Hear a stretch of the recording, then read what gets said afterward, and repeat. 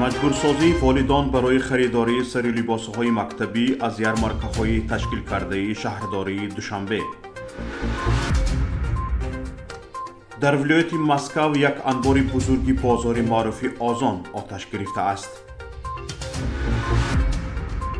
از سنه 4 تا 7 آگوست در شهر نورسلطان قزاقستان چمپیونات جودوی آسیا برگزار می شود.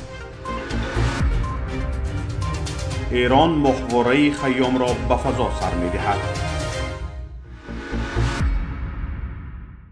والدین خوانندگان مؤسسه های تعلیمی پایتخت کشور شهر دوشنبه از نرخ و نوای قیمت لباس مکتبی در یارمارکه ها شکایت کرده گفتند که بنابر در مؤسسه های تعلیمی طلب نمودن چک لباس های خریده شده مکتبی از یارمارکه ها مجبورند این لباس ها را خریداری نمایند. گفتنی است در اساس قرار رئیس شهر دوشنبه شروع از 1 تا 31 آگوست سال روان همه روز از ساعت 9 تا ساعت 19 در چند از نقطه های سودا و خدمت رسانه های شهر دوشنبه یارمارکه فروش لباس و لوازمات مکتبی برگزار می شود. گفته می شود که هدف از تأسیس یارمارکه ها دسترسی اهالی به لباس و لوازمات مکتبی می باشد. در همین حال در شبکه های اجتماعی والدان از صفت پست لباس های مکتبی که در یارمارکه ها پیشنهاد می گردد شکایت کرده می گویند که از روی تجربه بعد چند مرتبه استفاده کردن و شستن این لباس ها صفت خود را گم می کنند. یک ساکن شهر استرافشان به پیام گفت که حالا در استرافشان نیز مجلس پدر و مادران گذراننده تاکید کردند که لباس های مکتبی را فقط از جایی که توصیه شده است خریداری کنند وگرنه فرزندانشان با لباسی از بازار و یا فروشگاه های دیگر گرفته شده به مکتب راه داده نمی شوند. تیمورجان عبدالوهاب زاده دیرکتور تاجیکستان در سنه 21 ایولی سال 2022 ضمن نشست مطبوعاتی گفته بود که تمایل استحصال لباس های مکتبی استحصال وطنی سال از سال افزایش داشته برای بهبود بخشیدن صفت آنها از جانب اگنتی در همکاری با نهادهای دخلدار مملکت کار برده می شود. سالهای گذشته در عرفه سرشوی سال تحصیل در شبکه های اجتماعی سر و صدای هم وجود داشت که دوخته به فروش برآوردن لباس های مکتبی در تاجیکستان مناپولی است.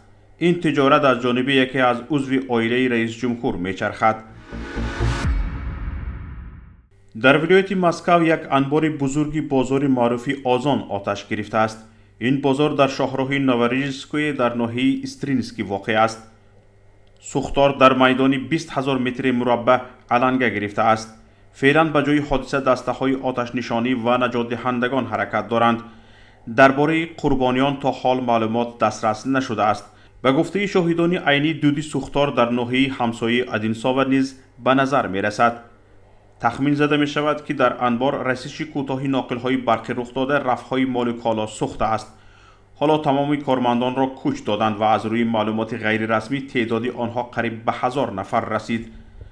رسانه ها خبر می دهند که 4 کارمند شرکت آزان هنوز پیدا نشده اند و بخش از بام انبار الکی فرو رفته است.